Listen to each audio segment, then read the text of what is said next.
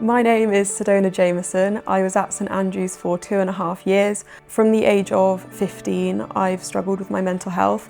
Before I came to St Andrews, I had been in multiple different psychiatric hospitals. I had anorexia nervosa and a diagnosis of borderline personality disorder. My risk level was very high. I was self-harming a lot. I was attempting suicide a lot. And then before I came to St Andrews, I was ending up in intensive care units on the operating table pretty regularly. When I came to St Andrews to a personality disorder specific ward, that was kind of the start of things really turning around for me. Being on a ward that was specialised to treat that meant that I could get purely targeted treatment and given therapies that are proven to help with the disorder. I felt like I was being treated like a human again, and there was that tiny bit of hope that kind of popped up. There was such a structured approach from a multidisciplinary team that was able to give not only me but the other patients as well a very clear structured pathway in order to get back into the real world. St Andrews was different to other hospitals I had been in because there were so many extra occupational therapy activities going on. So we had mindfulness sessions every day, we had a very rigid structure of occupational therapy activities. I finally felt that someone was giving me a way out and giving me a structured pathway that I could follow as long as I committed to it. Once I saw that bit of hope, once I saw that potential way out, I just thought, this is my life, and if I commit myself to this, I can do it.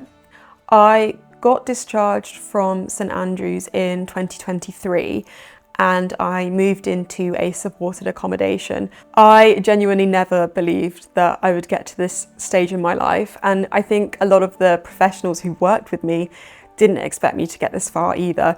For a long time, everyone was convinced my behaviour was going to end in death. In my eyes as well, there was no way that I was going to survive.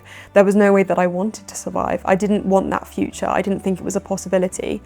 But now I am building my own life for myself. I'm living by myself. I'm going to university. I'm doing all these things that I never thought I'd be able to do. Hope is what got me through those last few years in hospital, because moving to St Andrews, when the people around me started having hope, I started having it too. I do think St Andrews changed my life. People should fundraise for the psychiatric wards within St Andrews because the extra occupational therapy activities that are offered are so important for building up people's lives to be able to live in the community again. For example, on the ward, we were taken to the beach for the day, we were taken to the zoo. For a lot of people who've been in hospital for a really long time, they kind of forget that these things exist. And having trips like that to kind of motivate everyone, having those kind of goals to work towards and having those activities, it also keeps people busy, it gives someone a focus. And without that, you're just stuck in your head constantly. The fact that I was finally offered the right treatment, finally had a supportive group of people around me, meant that that was the first chance I had any sort of shot at recovery. But until then, the extreme risk of my self-harm, the extreme risk of my suicide attempts meant that the longer that went on for, the closer I was going to be to death. And all those people that were treating me in the hospital following these incidents, they were pretty sure it was going to result in death as well. So the bottom line is, I think St Andrews probably saved my life.